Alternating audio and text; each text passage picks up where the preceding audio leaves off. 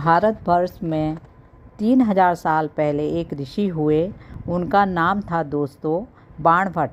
उन्होंने एक किताब लिखी जिसका नाम था अष्टांग हृदय।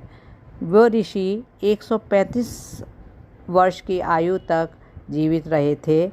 जिन्होंने अष्टांग हृदय में बाणभट्ट जी ने बताया कि जिंदगी में वात, पित्त और कफ तीनों ही संतुलन में रखना ही सबसे बड़ी कला है। और सारी ज़िंदगी प्रयास पूर्वक आपको एक ही काम करना है कि हमारा वात, पित्त और कफ नियमित और संतुलित रहे और सुरक्षित रहे। जितना चाहिए उतना वात रहे, जितना चाहिए उतना पित्त रहे और जितना चाहिए उतना कफ की मात्रा शरीर में रहे। इसके लिए क्या करना है? इसके लिए बाणभट्ट जी ने 7000 सूत्र लिखे हैं। 7000 सूत्र में सबसे पहला सूत्र है उनका भोजन विषय भोज्यांते विषवारी, माने भोजन के अंत में पानी पीना सबसे बड़ा विष का विषय है, विष के समान है। कभी भी खाने के तुरंत बाद पानी नहीं पीना चाहिए। हम लोग यही प्रयास करते हैं। अधिकतर 99 लोग खाने के समय बाद पानी पीते हैं और खाने के बीच बीच में भी पानी पीते जाते हैं। ऐसा नहीं करना चाहिए। कफ हमारे शरीर में कफ की मात्रा, कफ एक गाढ़ा चिपचिपा पदार्थ की तरह मुंह से निकलता है और निकलने वाला उसी बलगम को वो कफ होता है और उसी तरह चिपचिपा निकलने वाले पदार्थ को हम पित्त कहते हैं। ये कम चिपचिपा और द्रव जैसा होता है और शरीर से निकली हुई वायु को हम वात कहते हैं। ये अदृश्य होती है। कई बार पेट में गैस बनने के कारण सिर दर्द होता है तो उसे आप कफ का रोग नहीं कहेंगे, इसे हम पित्त का रोग कहेंगे, क्योंकि पित्त बिगड़ने से अंदर से एसिडिटी और गैस के बनने के कारण सिर का दर्द होता है। ये ज्ञान बहुत गहरा है। आपके लिए वात, पित्त और कफ के संतुलन के बिगड़ते ही सभी रोग आते हैं। सबसे प्रमुख बात यह है कि जब बच्चा पैदा होता है उसे 14 वर्ष तक की आयु तक पित्त के रोग चालू रहते हैं। कफ का रोग रहता है, ज़्यादा होता है और 14 से 60 साल की आयु तक पित्त के रोग सबसे ज़्यादा होते हैं। बार बार पेट दर्द करना, गैस बनना, खट्टी खान पान बिगड़ने पर खट्टी डकारें आना और उसके बाद बुढ़ापे में वात के रोग ज़्यादा होते हैं, जैसे घुटने दुखना, जोड़ों का दर्द होना आदि।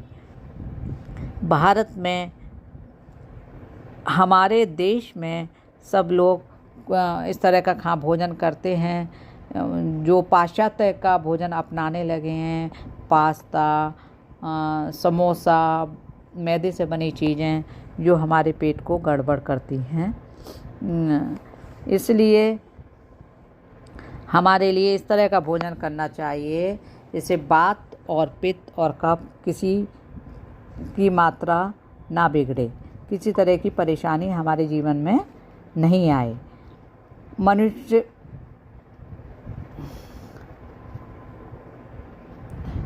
अब आप देखते हैं कि हमारा जो शरीर है, सिर से लेकर के छाती तक, छाती के ऊपर तक जो व्यवस्था बनी है ईश्वर की, तो उसमें कफ का विकार होता है।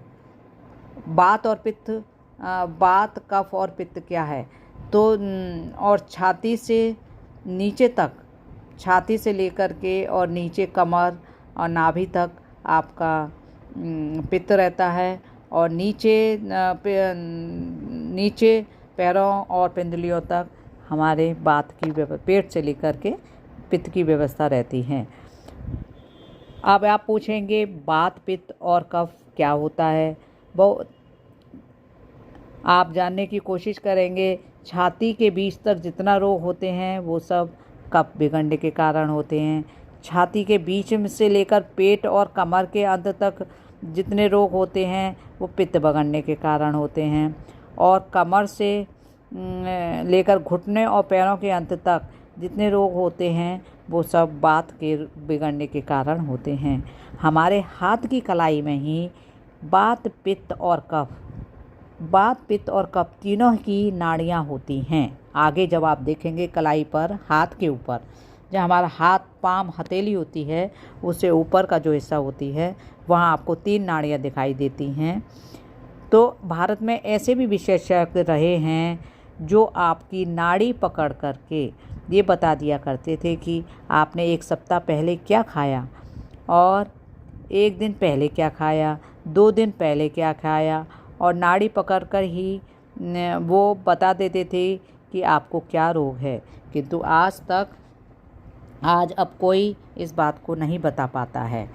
कफ के बिगड़ने पर 28 रोग होते हैं लगभग, और पित्त के बिगड़ने पर 45 से 50 रोग होते हैं, और जब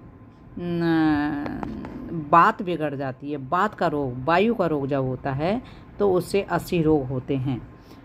80 रोग होते हैं, जिससे कि शरीर में इस तरह से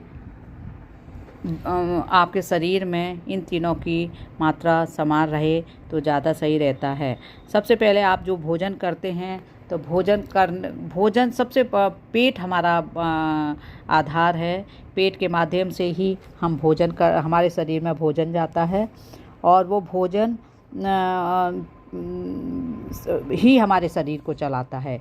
पेट की ताकत से पेट चलता है, और भोजन की ताकत से जो कुछ खाते हैं हमारी पेट की ताकत है। हमने दाल खाई, सब्जी खाई, रोटी खाई, दही खाया, लस्सी खाया, दूध, दही, लच्छी आदि सब जो भी भोजन हमने ग्रहण किया वो हमें ऊर्जा देता है। इस प्रकार हम भोजन को इस तरह से खाएं जिससे हमारे अंदर वो अच्छी तरह से पच पाए। इसके लिए क्या है, हमारे शरीर के अंदर एक थैली होती है जहाँ पर हमारा भोजन जाता है, और हमारे भोजन जाते ही जठर अग्नि प्रदीप्त हो जाती, जैसे गैस पे खाना पकाते हैं। इस तरह से जब हम खाना पकाते हैं तो अंदर पचता है। उसी तरह से आपका भोजन जब जाता है, पहला एक नेवाला ही जाने आता है, अग्नि प्रज्वलित होती है, और तब तक चलता रहता है भोजन जब तक आपका पेट सारा खाना जाता है, पचता है, और वही पाचन क्रिया बनाकर, लस बना करके हमारे शरीर को ऊर्जा प्रदान करता है। यदि हम खाने के तुरंत बाद पानी पी लेते हैं तो बेकार हो जाता है। इसलिए खाने